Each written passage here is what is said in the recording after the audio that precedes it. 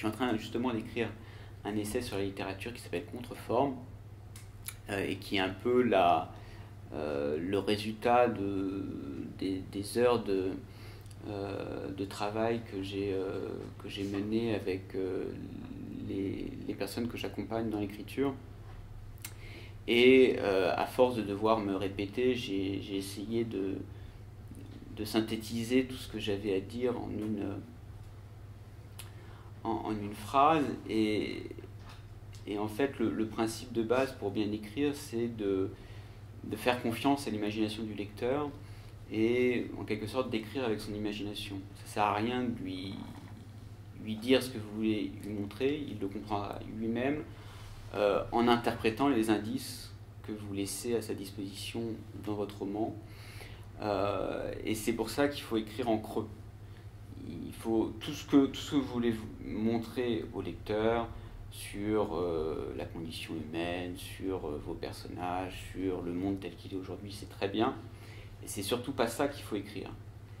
Il faut transformer ces idées qui sont intéressantes en situation dramatique, en petites choses et en petits détails qui vont permettre au lecteur après interprétation, de comprendre les idées qui ont été le point de départ de l'écriture de votre livre. Et donc, si je veux raconter l'histoire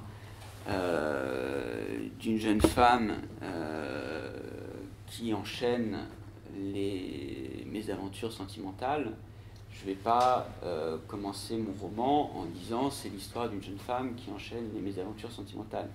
Là, vous pouvez refermer votre livre, vous avez compris ce qu'il y avait à comprendre et c'est inintéressant. Mon travail de romancier, c'est de trouver les éléments que je vais laisser à l'attention du lecteur pour qu'il se dise ah oui, mais en fait, elle ne fait qu'enchaîner les connards ou les abrutis, et le but de ma lecture est de comprendre pourquoi. Et le but de moi, romancier, c'est de lui proposer des pistes d'interprétation et d'explication sans jamais forcer son intelligence dans une certaine voie. Il n'y a rien de plus énervant pour un lecteur qu'on lui dise voilà, le personnage agit comme ça parce qu'il a un drame tragique dans son enfance, parce que souvent c'est à cause de la mère ou du père. C'est rarement aussi simple et il y a souvent plusieurs facteurs à prendre en compte, et c'est pour ça qu'une explication ne suffit pas à résumer une psychologie, et c'est pour ça que je n'explique jamais rien, que ce soit dans mes fictions ou dans mes essais, et je transforme ce qu'il y a à comprendre en images, en tous les outils mis à disposition de l'écrivain par la littérature pour faire passer ça. Bon, j'arrête d'en parler. Il y a une newsletter pour ceux que ça intéresse, ça sort tous les mardis, et c'était justement le sujet de la newsletter d'aujourd'hui. C'est pour commencer à écrire un livre, arrêtez de fantasmer ce livre que vous n'écrirez jamais. Mais ça, tout le monde le fait, je le fais moi-même, parce que c'est bien comme ça de se caresser, et de se dorloter en se disant il va être beau mon livre, il va être comme ça, il y aura tant de pages, tant de chapitres, il sera très bien écrit, il aura tel prix littéraire. Mais finalement tout ça est très flou, très nébuleux, et ça vous aide en rien à résoudre les problèmes techniques et précis et concrets de la transformation de la chose abstraite avec laquelle vous commencez en chose concrète, à base de mots, de phrases, de paragraphes, d'images littéraires, de contradictions intéressantes, de tout ce que vous voulez. Parce que en fait c'est un piège dans lequel on tombe dans une tentative inconsciente de se protéger. Parce que c'est toujours plus simple de raisonner dans l'abstrait que de se confronter à ses propres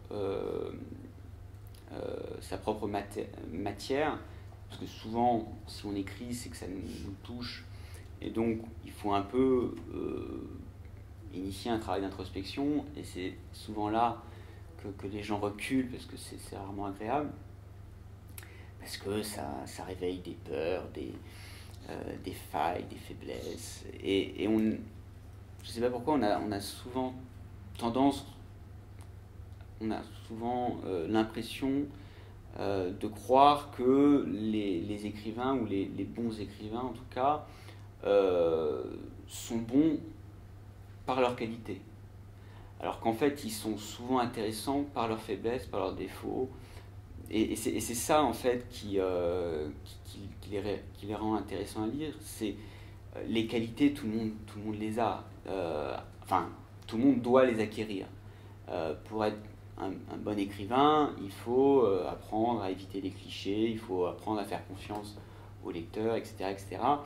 Mais une fois ces qualités acquises, et elles sont peu nombreuses, ce qui va vous différencier des autres écrivains, c'est pas ça, c'est pas une maîtrise encore plus aiguë et précise du cliché ou de la métaphore. Ça, c'est finalement peu intéressant. Ce qui est intéressant, en revanche, c'est ce qui vous singularise en tant qu'individu, en tant que subjectivité, en tant que point de vue sur le monde, et comment affiner ce point de vue pour que ce que vous écrivez, vous soyez le seul à pouvoir l'exprimer de cette manière. Et c'est ça, en fait, finalement, qui rend une œuvre attachante et éventuellement durable. C'est cette petite chose très personnelle qu'il y a derrière elle, et qui est qu'on appelle le style, qu'on appelle la subjectivité de l'auteur, tout ce que vous voulez. Et ça s'appuie sur rarement sur des qualités, et c'est plutôt comme ça, des obsessions, des complexes, des peurs, des douleurs rentrées qui viennent de l'enfance. Et c'est là où l'introspection nécessaire à l'écriture d'une œuvre littéraire, ou en tout cas d'un livre, est un peu similaire, même si la finalité est différente, à la cure thérapeutique. Quand vous allez voir un thérapeute, vous allez le voir en essayant d'aller mieux. Là, quand vous venez me voir pour que je vous aide à écrire, moi je me contrefous de savoir si vous allez mieux à la fin. Moi, ce qui m'intéresse, c'est que le livre final soit bon et intéressant. Après, si ça vous permet d'avoir une plus haute estime de vous, tant mieux pour vous, mais c'est involontaire. En tout cas, c'est un coproduit de la démarche, et pas la finalité première. Donc, il faut apprendre à faire avec ce que vous avez. Il faut arrêter de vous dire ah oui, mais là, pour écrire l'essai très intéressant que j'envisage sur la littérature, il faut que je lise tous les traités d'esthétique littéraire produits depuis la fin du classicisme en France et en Europe jusqu'à aujourd'hui. Ça, c'est un travail de thèse, de mémoire, tout ce que vous voulez. Et ça fait ces choses affreuses et indigestes qui ont sans doute leur utilité, mais qui sont assez peu à mon goût. Il faut le livre, c'est pas la destination, c'est chemin. La destination, c'est une sorte de fantasme, ou c'est la conséquence du livre. C'est, je sais pas, la panthéonisation, la gloire, la postérité. Le livre se fait toujours avec ce que vous avez en vous et ce que vous voyez autour de vous, jamais à partir de ce que vous pouvez imaginer d'un idéal projeté au-delà, très loin. Moi, comme ça, de mois en année, je retrouve des personnes qui n'en finissent pas de commencer à envisager la possibilité d'écrire leur livre, et à la fin, c'est énervant. Comme je suis poli, je le dis pas, je lui dis oui, bon courage. Je devrais lui dire qu'il perd son temps. Mais à un moment, il faut, il faut prenez-vous tel que vous êtes aujourd'hui, avec votre incomplétude, avec vos doutes, avec vos faiblesses, et voyez ce que vous pouvez faire de cette idée d'histoire, d'essai, ou ce que vous avez en tête. Et ce sera d'autant plus intéressant que ça ne va pas répéter tout ce qu'on sait. Si vous envisagez un essai sur, je ne sais pas moi, le romantisme allemand du XIXe siècle jusqu'à l'entre-deux-guerres, je ne sais pas si c'est très cohérent tout ça. Ce que vous avez à dire d'après votre histoire personnelle et le passé de votre famille qui habite comme ça dans la région frontalière entre la France et l'Allemagne est peut-être plus intéressant que de répéter les 1000 références que tout le monde répète depuis l'existence de thèses sur le sujet. Et si vous voulez écrire un roman sur, je ne sais pas, un sujet de société très documenté, peut-être que vous avez, de par votre expérience personnelle, un point de vue plus intéressant que de reciter les lieux communs sur la question. La documentation peut être intéressante si elle vous évite justement de recycler les lieux communs et les références trop rebattues sur la question, sinon ça n'a aucun intérêt en soi. Si vous, et pourtant j'adore citer les auteurs qui me sont proches, mais si vous ne les citez que pour les citer, avoir l'impression d'avoir fait vos devoirs, ça ne sert strictement à rien. Il faut les incorporer à une manière de sentir qui vous est propre, et seulement si elle vous permet d'affiner cette manière de sentir qui vous est propre. Ou si elle vous permet de préciser quelque chose qui vient de vous, ou si elle s'intègre d'une manière ou d'une autre à vous-même. N'ayez jamais peur de partir de vous. Et c'est ça aussi qui fait qu'on a tendance à se surdocumenter ou à fantasmer sur un livre idéal, c'est que on ne se fait pas assez confiance. Et c'est aussi pour ça qu'on ne fait pas confiance au lecteur à la fin, c'est que comme on ne se fait pas confiance, on se dit que le lecteur ne va pas comprendre, donc on rajoute des couches d'explications inutiles, et à la fin on endort le lecteur. Et à la fin on écrit comme écrirait l'auteur idéal qu'on envisage avant d'écrire, alors qu'il n'y a pas d'autre auteur idéal que vous-même pour écrire ce que vous voulez écrire. Et si vous voulez tellement écrire ce que vous voulez écrire, c'est que a priori vous êtes connecté d'une manière quand même assez personnelle ou proche avec le sujet de votre livre. Donc gardez cette force, cette proximité, cette intimité que vous avez avec votre sujet, plutôt que d'essayer de faire quelque chose de scolaire qui n'intéresse que les universitaires et qui rentre rarement dans l'histoire de la littérature. Et encore une fois, vous atteindrez cette intimité avec votre sujet en creusant plutôt du côté de vos manques, de vos faiblesses, de vos doutes. Parce que ça rend humain en fait, ça humanise votre propos. Moi je ne m'intéresse pas à un livre qui est a priori parfait, mais qui est une perfection froide, inerte, parce que c'est finalement une sorte de recension de tout ce qu'il y a à savoir sur le sujet, et c'est pas un point de vue personnel, sensible, qui rend vivant la chose. Et si c'est pas vivant, je vois pas pourquoi je devrais perdre mon temps à lire ce livre. Peut-être que c'est un point de vue là aussi très personnel et subjectif. Vous pourrez me donner le vôtre plus tard, après ma présentation. Donc, transformez vos faiblesses en atouts. Pourquoi Proust, pourquoi Kafka ont marqué l'histoire de la littérature, c'est pas parce qu'ils écrivent mieux que les autres auteurs de leur époque respective. Ils écrivent très bien, mais ça ne suffit pas à en faire des symboles d'une littérature d'une époque. Ce qui fait symbole, c'est leur manière très personnelle de transformer une personnalité en un univers unique.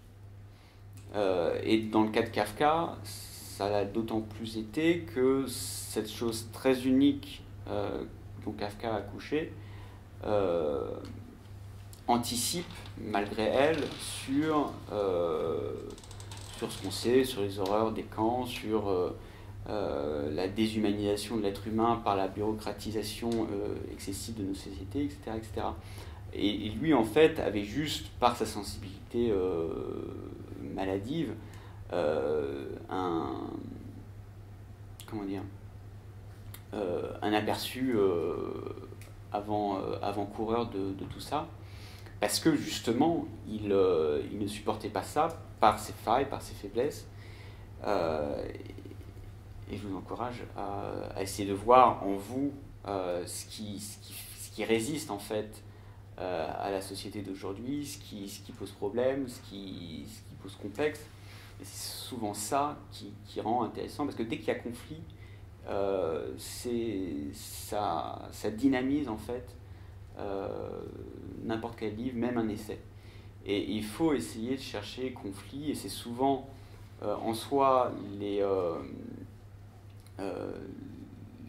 zones de faiblesse qui fragilisent comme ça une personnalité de manière transversale, qui produisent des inconforts, des conflits intérieurs, des complexes, des conflits avec l'extérieur. Et c'est ça en fait qui fait les sujets de tous les romans, et je pense de tous les livres dignes de ce nom. Parce qu'il y a finalement, il n'y a pas vraiment de différence quand on écrit un roman et un essai. Plus j'écris l'essai que je suis en train d'écrire, et plus je m'en rends compte. Le but, c'est de faire quelque chose d'humain et de vivant, de transmettre un point de vue particulier, personnel, subjectif. Et plus le point de vue sera subjectif, plus le lecteur, même s'il est en désaccord avec ce point de vue, ce point de vue renouvellera son rapport avec le sujet du livre, et ça lui permettra de comprendre son propre point de vue. Parce que quand on est dans le neutre et dans l'objectif ou le pseudo-objectif, on n'apprend jamais rien. Comme ça, on débat de choses abstraites, et c'est en proposant comme ça une interprétation de la réalité, sous forme fictive ou sous forme essai, que le lecteur peut se dire: ah oui, mais tiens, moi je pense pas tout à fait pareil, il y a des choses qui me plaisent, il y en a d'autres qui me paraissent bizarres, et c'est comme ça que de génération en génération la littérature se renouvelle par écho et réponse de livre en livre, d'auteurs qui dialoguent finalement.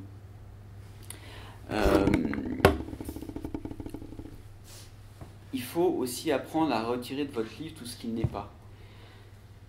Quand on démarre avec un stock comme ça de sentiments, de choses vues, de matériaux accumulés au fil des années. Et quand on veut transformer ça en livre, on a envie de tout mettre. Et c'est normal. Et c'est la meilleure manière de ne jamais finir un livre. C'est de vouloir tout mettre dedans et de partir dans toutes les directions, parce qu'on ne sait pas dans quelle direction privilégier le travail, et du coup, tentant toutes les directions, on n'avance dans aucune. Et il vaut mieux réduire l'angle pour vraiment focaliser son attention sur un très petit nombre de détails, mais fouiller et creuser et traiter jusqu'à l'essence même de ces choses-là, et faire en sorte de cette manière, on épuise le sujet, que de traiter de manière superficielle tout plein de choses. Et d'autant plus si c'est un roman, si dans votre roman vous avez plein de personnages, mais à chaque fois vous les abandonnez au moment même où ils deviennent intéressants,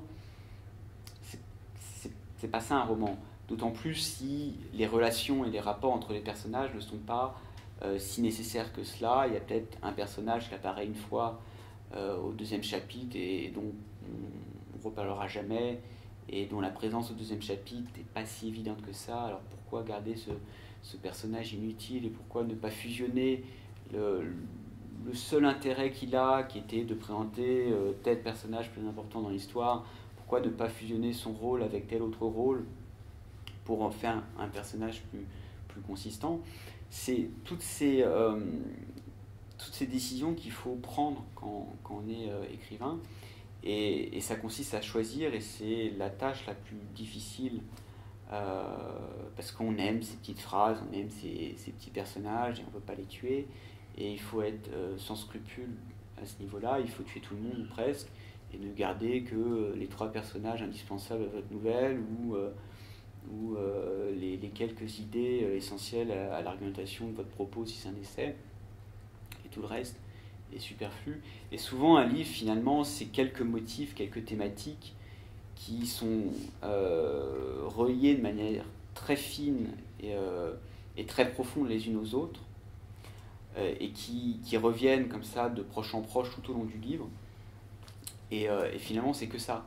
C'est pas, on a tendance à comparer un roman à une symphonie ou à une sorte de monde. C'était Balzac qui voulait faire concurrence à l'état civil, parce qu'il avait inventé je ne sais pas combien de milliers de personnages.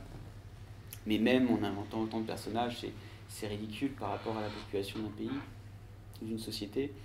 Le but, c'est de faire un microcosme. Le but, c'est pour mieux mettre en évidence certaines problématiques, certains conflits que vous observez alentour, au lieu de reproduire toute une société, reproduisez un microcosme extrait de sa société, et dans lequel vous allez, de manière complètement obsessionnelle et maniaque, comme dans une sorte de tube à essai, reproduire les conditions à même de mettre en avant ce que vous voulez montrer au lecteur. Et donc, c'est là où intervient le choix des éléments à mettre dans votre milieu de culture. C'est là qu'intervient le choix des paramètres sur lesquels vous allez jouer pour montrer progressivement le complexe de tel personnage, la folie de tel autre, la tragédie de la vie, ou le burlesque de la vie. Et il faut être très très discipliné dans cette sélection, et vous dire à chaque fois que vous écrivez quelque chose, est-ce que ça sert le propos de mon histoire, de mon essai, de ma nouvelle, de ma pièce de théâtre, de ma BD, de ce que vous voulez.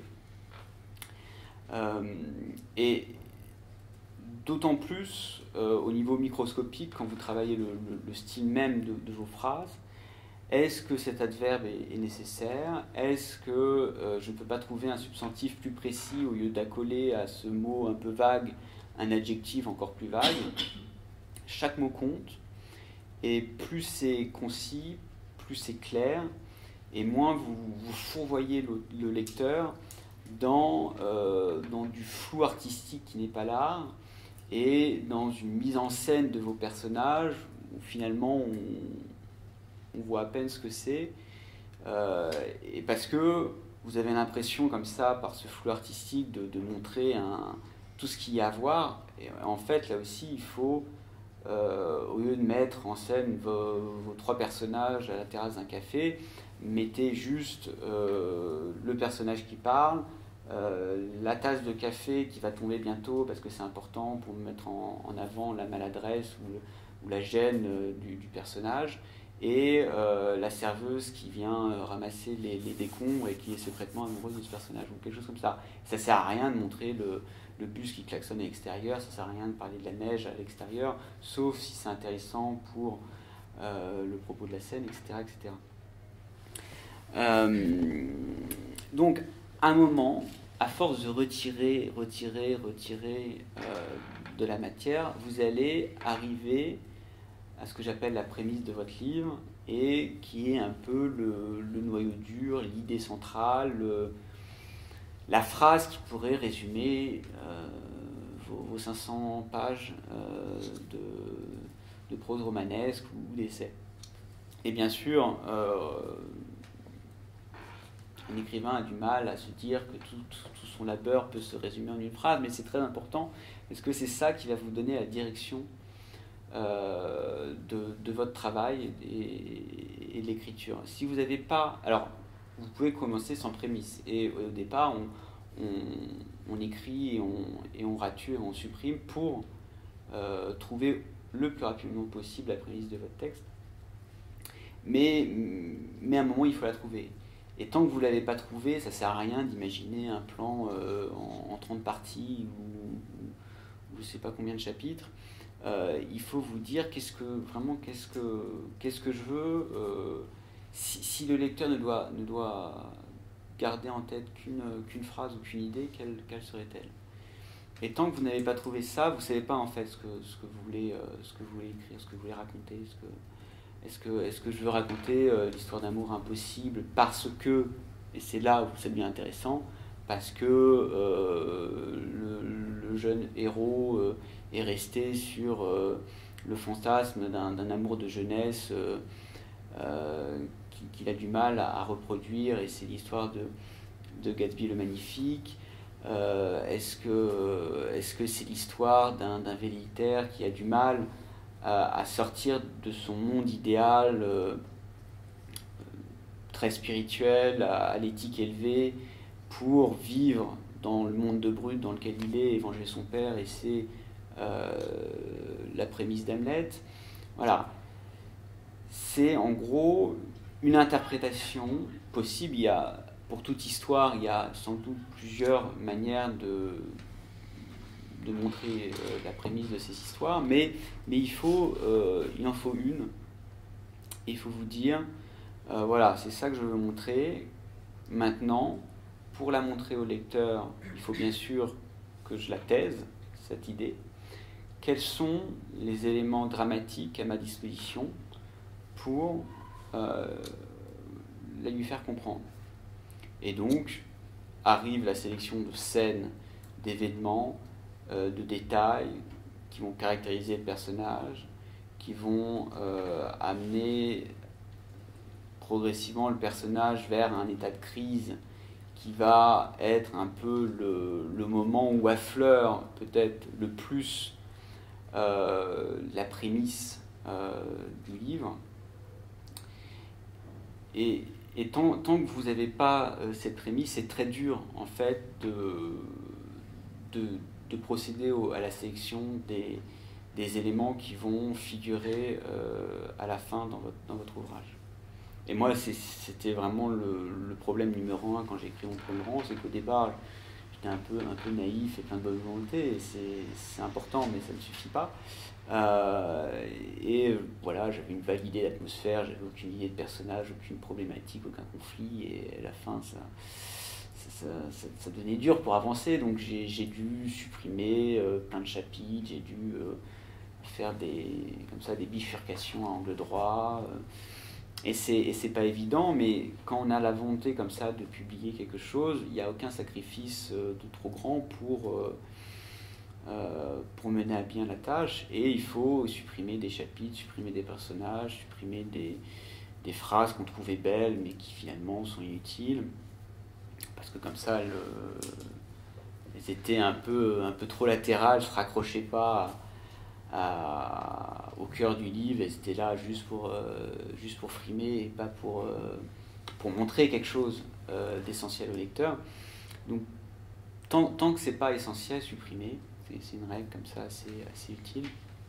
Alors après, bien sûr, vous pouvez me dire, mais comment dire que c'était essentiel et pas superflu? Ben voilà, dites-vous, est-ce que c'est utile au lecteur pour comprendre la prémisse de mon livre? Est-ce que c'est utile au lecteur pour imaginer la scène avec mon personnage, et dans cette scène, je veux montrer telle chose de mon personnage, tel trait principal de son caractère, telle habitude, telle chose. Et c'est comme ça dans ce va-et-vient permanent entre... C'est un peu une sorte de livre de comptabilité à double entrée. Vous avez à gauche tout ce que vous voulez montrer au lecteur, les idées, les grands raisonnements très savants que vous avez sur la condition humaine, et à droite toutes les petites choses qui peuvent paraître du détail mais qui sont essentielles finalement, les petites choses vues, les détails, les gestes, les attitudes, les répliques, qui vont permettre au lecteur d'avoir un aperçu de ce qu'il y a dans la colonne de gauche. Et peut-être que pour une idée qui a l'air géniale dans la colonne de droite, mais qui, comme toute idée, est imprécise et nébuleuse, vous allez peut-être avoir besoin d'un vêtement, d'un geste, d'un tic, d'une habitude agaçante, voilà, toutes ces petites choses que j'appelle des détails faute de mieux, qui permettent de côtoyer un personnage, de s'y habituer et finalement de comprendre sa nature profonde et de voir en quoi elle rentre par moments en conflit, en contradiction avec son apparence. Et là je parle surtout pour les romans, ou les fictions ou les histoires de manière générale. Les prémices intéressantes sont souvent, il me semble, des contradictions apparentes. Par exemple, moi j'ai une amie qui a tout pour elle. Elle est belle, elle est intelligente, elle est même drôle, ça devient agaçant. Et c'est vrai, c'est pas. Et elle enchaîne comme ça les mésaventures sentimentales. Et c'est très intéressant d'un point de vue très froid et analytique de romancier. C'est très intéressant parce que pourquoi a priori alors que tout pourrait lui réussir et qu'elle n'a pas l'excuse de la bêtise, de la laideur, du manque d'humour, d'un caractère effacé, d'une enfance malheureuse, pourquoi ça ne marche pas. Et là il y a plein de manières de répondre, et c'est là où le contact à la réalité peut être moins proche, parce que finalement on s'en fout de la réponse pour le cas de mon ami, puisque personne ne la connaît ici à part moi. Ce qui est intéressant, c'est de partir de ce cas très précis d'individu, de vie humaine, et se dire, essayer de l'expliquer sans forcément vouloir coller avec les données objectives de la réalité, et se dire qu'est-ce qui pourrait expliquer ça de manière très, très générale, et proposer comme ça une tentative, puisqu'il faut rester modeste, une tentative d'explication d'une réalité contradictoire.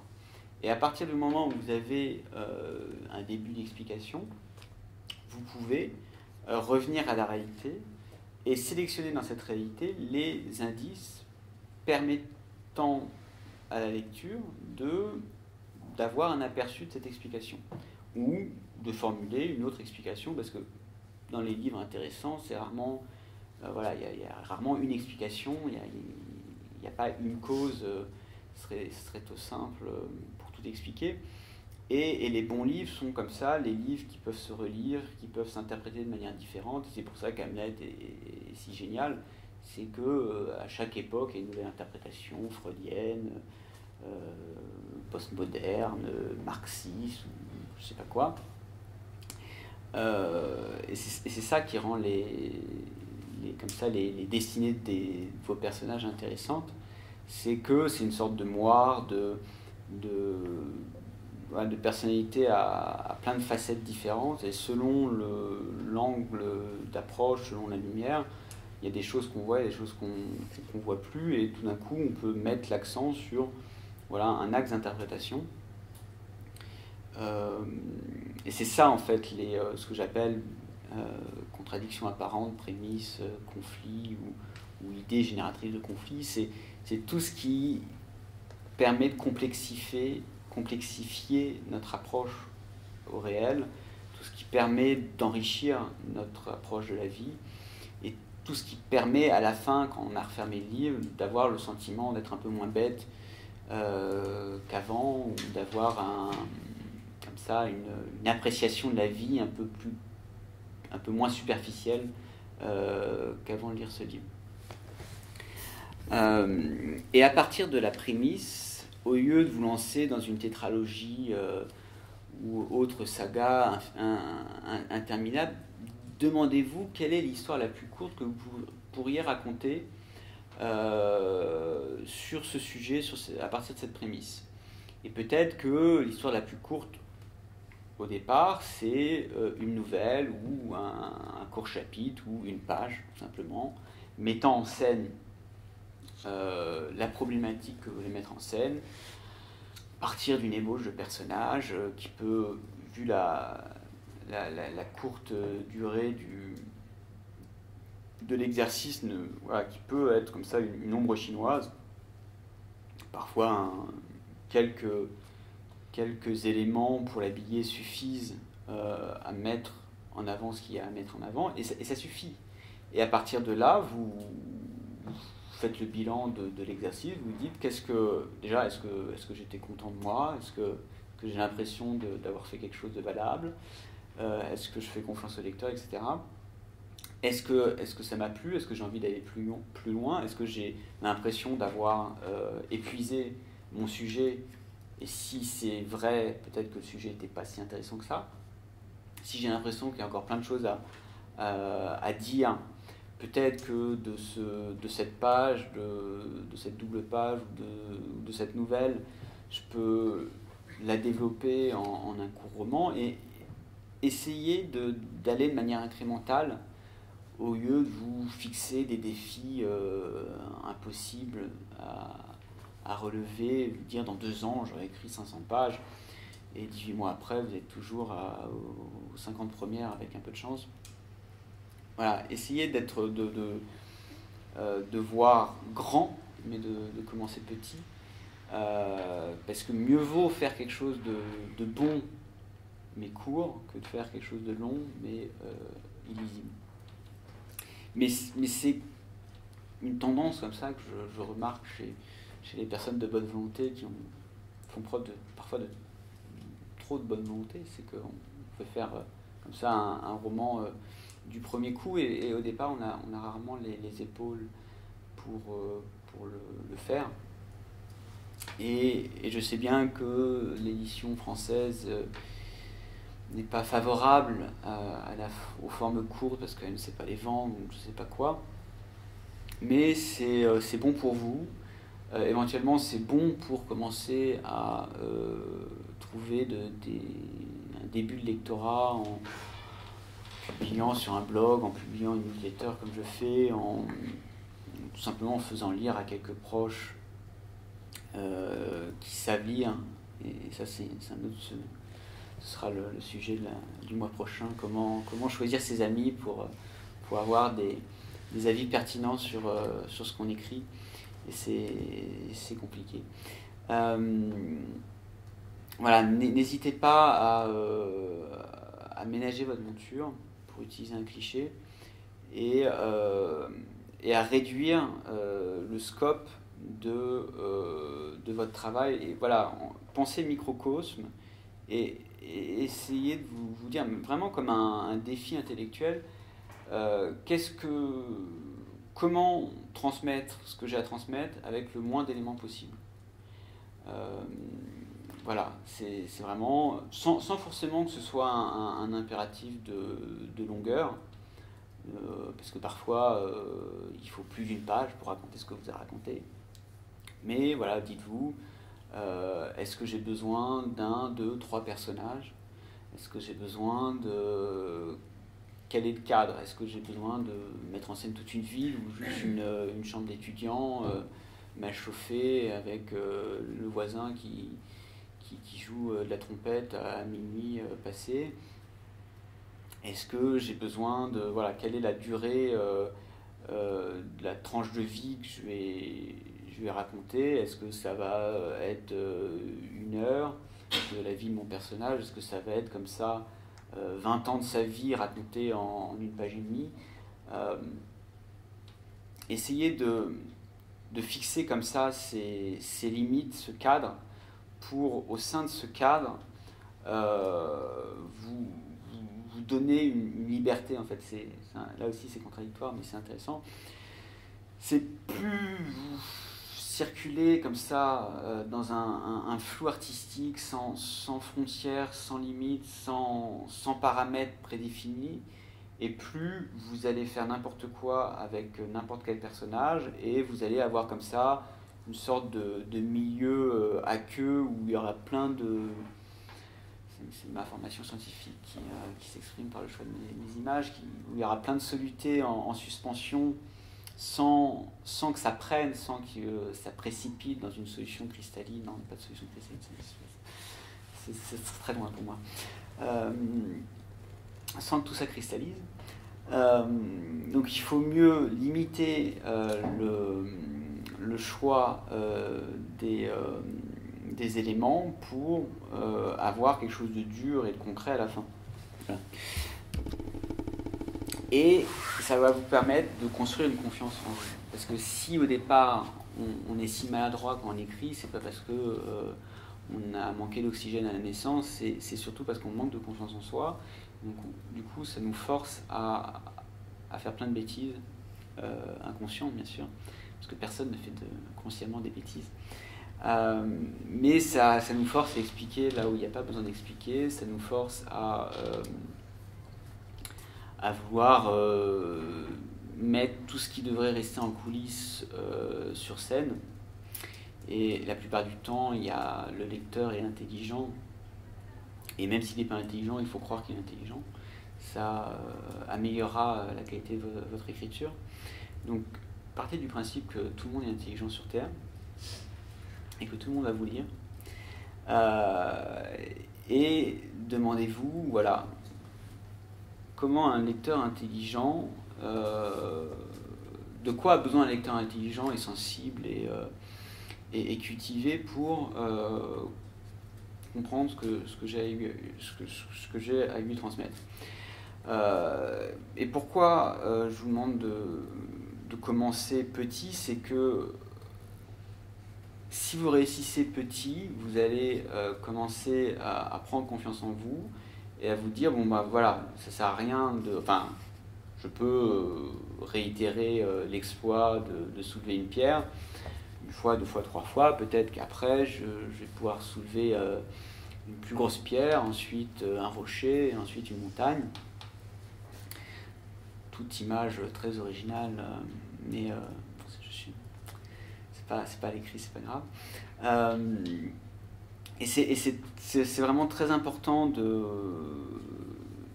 d'avoir cette discipline, parce que j'en ai marre d'être confronté à des gens qui au bout de la troisième séance d'écriture abandonnent parce que tout d'un coup la littérature c'est trop, je suis pas si bien, je sais pas quoi. La littérature, est-ce que vous en faites? Et il n'y a pas de... Là aussi, quand je dis partez de vous, il n'y a pas de sujet non littéraire. Moi, il y a des gens qui sont complexés parce que ils se sont mis à la littérature très tard, ils veulent raconter leur histoire personnelle de sportif, et ils se disent, voilà, le sport, ça fait pas littéraire, alors qu'au contraire, c'est hyper intéressant, parce que la plupart des littéraires sont assez peu sportifs. Et justement, ça apporte quelque chose qui manque à la littérature, comme, je sais pas moi, une histoire qui se passe, je sais pas moi, dans l'univers du cosplay, du jeu de rôle, ou des salles de karaoké au Japon, je sais pas. C'est pas des choses qu'on voit beaucoup, et si c'est votre univers, allez à fond dans votre univers et n'ayez pas de scrupules ou de complexes en vous disant ça n'a pas l'air assez littéraire, c'est pas ce qui c'est pas dans le canon de la littérature ou je sais pas quoi. Mais votre but, c'est pas de complaire ou de satisfaire un cahier des charges fictif ou utopique. C'est d'une part, c'est de faire ce que personne n'a fait avant vous. C'est d'avoir l'ambition, l'orgueil et la folie de faire quelque chose d'exceptionnel et mémorable, et de vouloir marquer la littérature et faire en sorte que dans 150 ans, on continue à vous lire. Et ça demande beaucoup plus d'humilité que ce que mes phrases comme ça pourraient le faire croire. Parce que quand on a cette ambition, on sait qu'il y a très peu de chances qu'on y parvienne, mais c'est ça qui rend la chose intéressante. Pourquoi je parle de tout ça? Je ne sais plus. Oui, allez au fond de vous-même, assumez votre personnalité, assumez vos passions, et on dit souvent qu'il faut écrire sur ce qu'on connaît. Moi, je dis plutôt qu'il faut écrire sur ce qui nous passionne.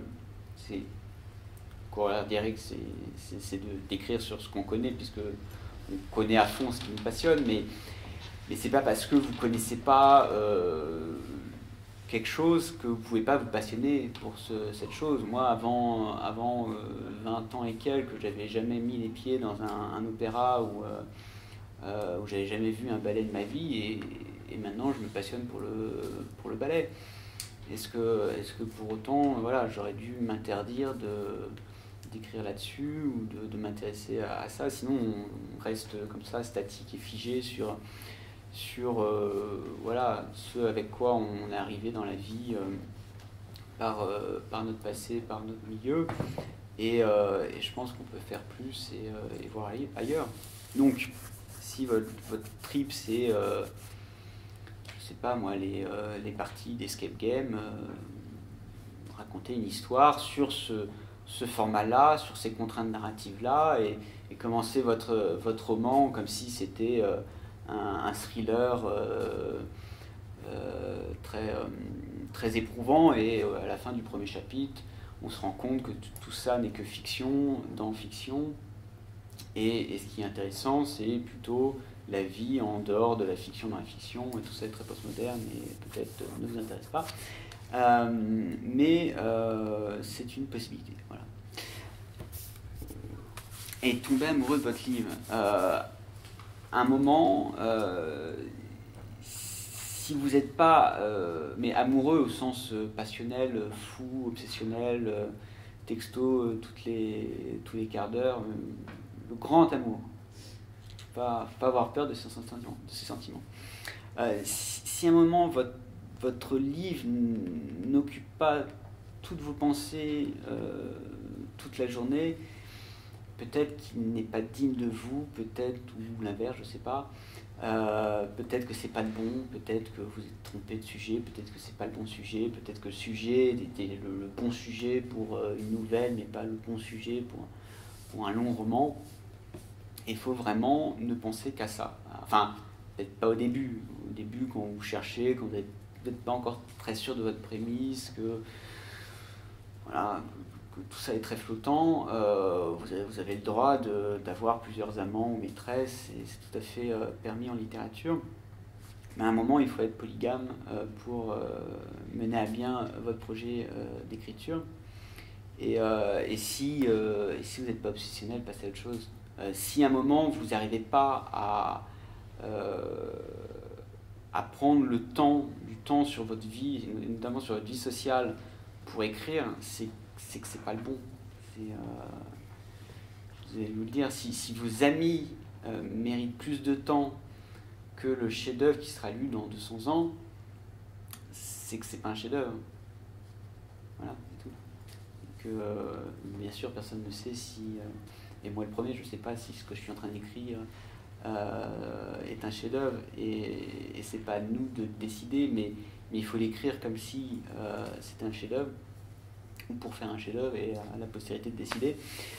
Mais voilà, il faut un moment que la littérature concurrence la vie, et peut-être que ça va pas être tout du long, et peut-être que ce seront les 6 derniers mois ou les 3 derniers mois de 2 ans d'écriture qui vont être un peu difficiles pour la personne qui partage votre vie.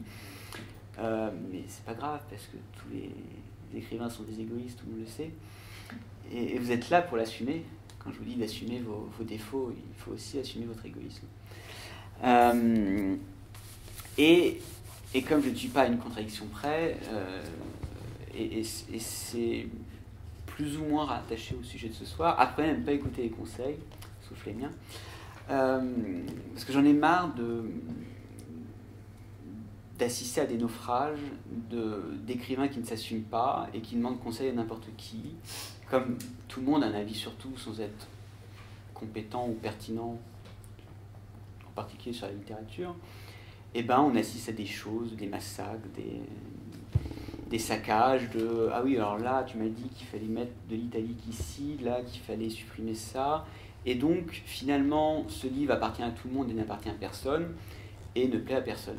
Et il vaut mieux déplaire à 90% de la population et plaire à 10%, mais 10% de manière farouche et obsessionnelle, et c'est ces 10% qui vont permettre de progressivement construire une notoriété, construire une reconnaissance.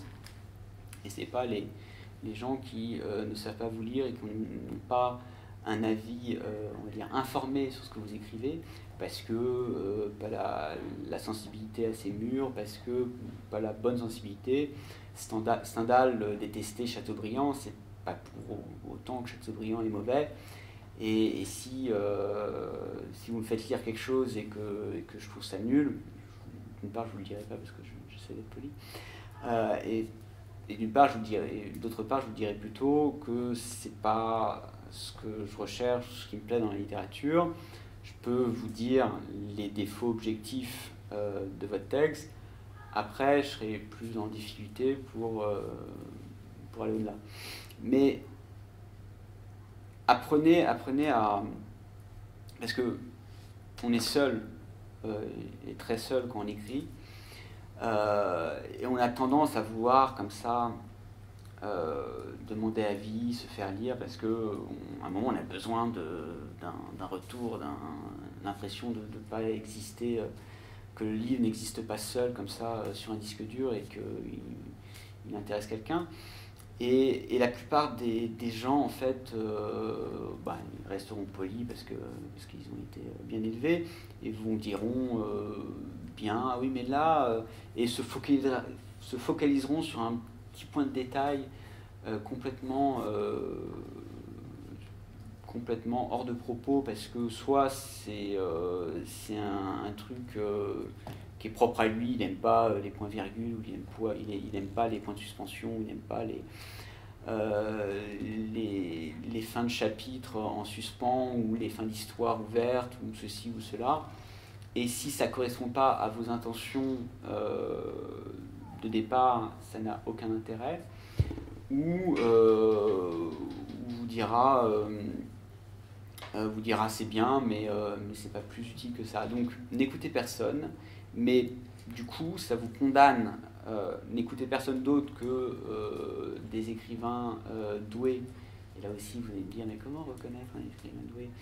C'est lisez-le et demandez-vous s'il vous prend pour un con, et s'il vous prend pour un con, c'est lui-même un abruti. Et c'est pour ça que je lis assez peu de mes contemporains. Et du coup, condamnez-vous à une solitude saine, parce que ça va vous inciter, vous obliger à vous discipliner, et à vous discipliner dans un effort de concision, d'ellipse et de suppression de tout ce qui est superflu, de tout ce qui ne rentre pas en ligne avec la prémisse que vous avez si habilement sélectionnée au départ. Et c'est comme ça, en fait, que vous allez réussir à créer quelque chose de très personnel, de très radical, et qui sera lu parce que vous seul avez la pertinence de ce point de vue, de cette voix, de ce sujet traité de cette manière-là. Et c'est pas en suivant le conseil du type qui trouve qu'il manque sur le sujet telle référence si c'est un essai, ou telle anecdote si c'est de la fiction. C'est vraiment en assumant pleinement tout ce que vous faites. Mais du coup, vous assumez aussi la possibilité de vous tromper. Mais je préfère un échec sublime, parce que très farouche, très radical, et comme Finnegan's Wake de Joyce, que un truc mollasson qui n'est pas très intéressant, qui n'est pas très bien écrit, qui n'est pas l'affirmation d'une personnalité très affirmée, et du coup, qui vous traverse sans vous modifier. Et si un livre vous traverse sans vous modifier, c'est que, d'une part, vous avez perdu du temps et de l'argent, et d'autre part, c'est que son auteur a perdu beaucoup plus que votre temps. C'est une possibilité d'affiner sa personnalité et d'affiner un projet d'œuvre littéraire. Il est l'heure passée. Sur ces conseils, de ne pas écouter les conseils, je vais vous remercier de votre attention et vous demander si vous avez des questions.